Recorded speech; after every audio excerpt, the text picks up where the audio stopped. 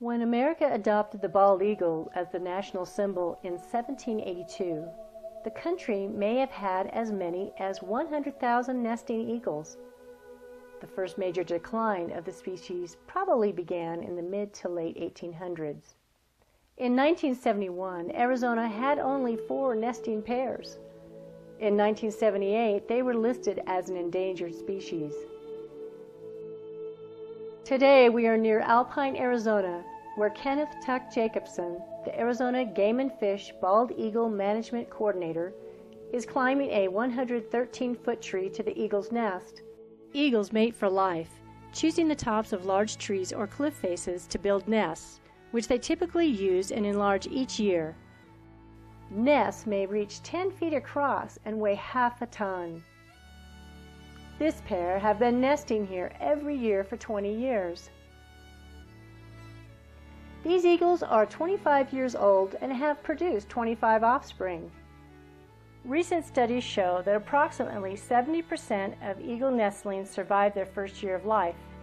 Each year, when the eaglets are about 7 weeks old, they are banded. Basically what we're looking at is an age where the nestling's big enough that the band won't slip over the knuckles and cause problems with development, but it's old enough to withstand a couple hours of handling. Everything will be alright. I'm not as scary as I look. Joe Petty and his wife Marta have been protecting and watching over this nest since February. They are part of the Arizona Bald Eagle Nest Watch program, which began in 1978 when the U.S. Forest Service in Arizona asked the local Audubon Society to provide an observer to monitor and protect a single nesting pair of eagles. Today, the Arizona Bald Eagle Nest Watch program is coordinated by the Arizona Game and Fish Department, with input from the Southwest Bald Eagle Management Committee.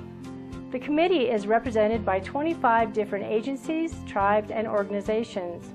As many as 16 trained observers work in teams of 2 for the entire nesting season, usually from February to June, protecting nest sites and collecting data. Take tons of data that gets turned in to the Game and Fish Department, and they use our data to help manage the eagle breeding areas. Once at the nest, Kenneth hoods the eaglet.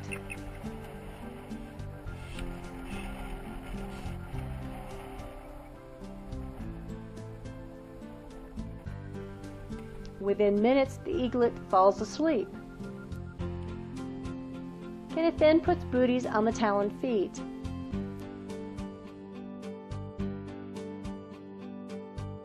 Next, he puts the eaglet in a padded bag and lowers it to the ground.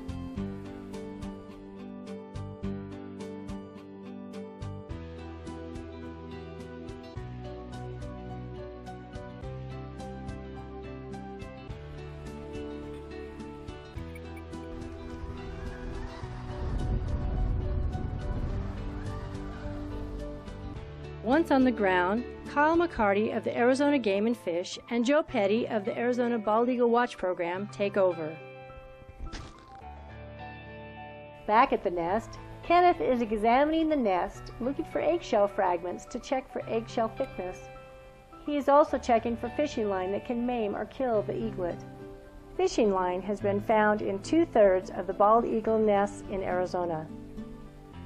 What we have here is a monofilament recovery tube. We try to install them at all of our watersheds and all of our recreational areas. Monofilament is a big problem when it's on the shoreline for not just eagles, but a lot of other bird life. They'll get entangled in it, fly to a tree, get entangled more, so they will perish that way. The eagles may carry it to the nest attached to a forage item, and then it gets in the nest and causes issues. So it's incumbent on fishermen and outdoors people that really enjoy the recreational aspect of being up here to use these.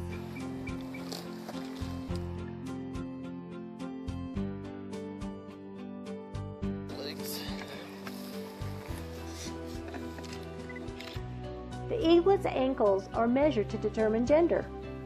The females have thicker ankles than the males. This eaglet is a female. Since she's just started getting her feathers, it's determined that she's about 5 weeks old.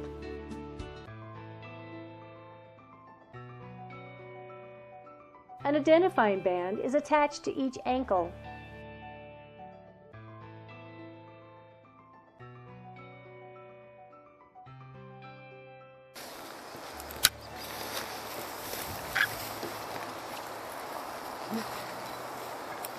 There we go.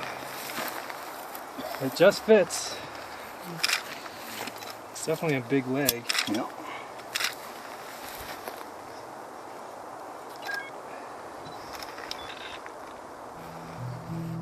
Next, they measure her beak.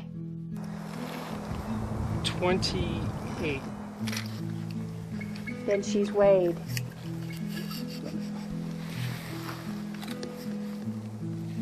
Bigger than it looks. 3.4. 6 pounds and a little more. Yeah, that's kilograms there. Pretty big for 5 weeks. So it's Blood is drawn to obtain a DNA sample. taking some blood. We have someone who's doing a study between blood and feather DNA to see if in the future we can just use feathers instead of blood for DNA analysis. Since 1971, the bald eagle population in Arizona has grown from 4 nesting pairs to over 55 nesting pairs. Much of that success is due to the dedicated bald eagle nest watchers. Throughout the years, the nest watchers have rendered emergency assistance to birds in distress. In 1984 alone, they saved 9 eaglets from a variety of emergencies. For example, in 1984, nest watchers stopped a bulldozer from toppling a tree with young in the nest. Also that year, nest watchers alerted the Arizona Game and Fish Rescue Team, who then plucked young chicks from a nest that was in the path of floodwaters. These chicks were placed in an empty nest of another pair of eagles and later fledged successfully. At another site, some eaglets had fallen from their nest, and the nest watchers alerted officials so that they could put them back into the nest. The 9 rescued eaglets represented 60% of Arizona's eagle production that year.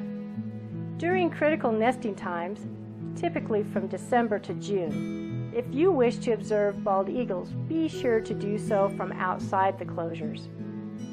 These areas are posted with signs or buoys, and many have daily nest watch monitors. Anyone approached by a nest watcher and asked to cease an activity or leave a closed area should comply. Bald eagles protecting an active nest will let you know if you're too close. If a bald eagle is vocalizing and circling the area frantically, you are too close and need to leave the area quickly. After being banded, measured, and weighed, the eaglet is put back in the bag and makes its trip back to the nest.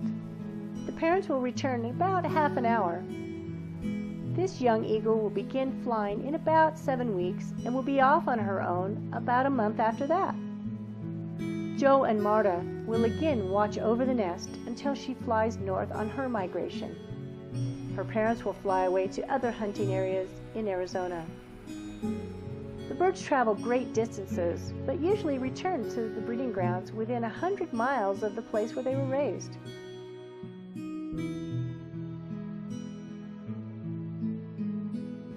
Kenneth removes the hood and booties.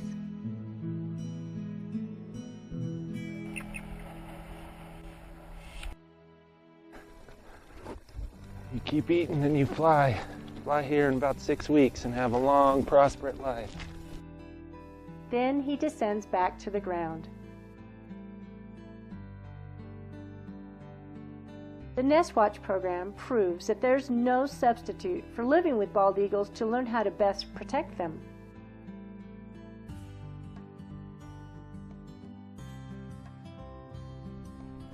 So this eaglet may very well have a nest nearby in about 5 years when she has a mate and starts laying eggs.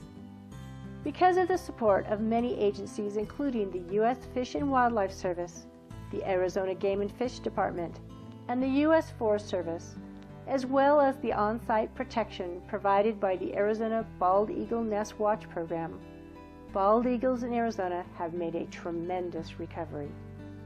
But there is much more that needs to be done. For more information on how you can help, go to www.swbemc.org or email baldeagle@azgfd.gov.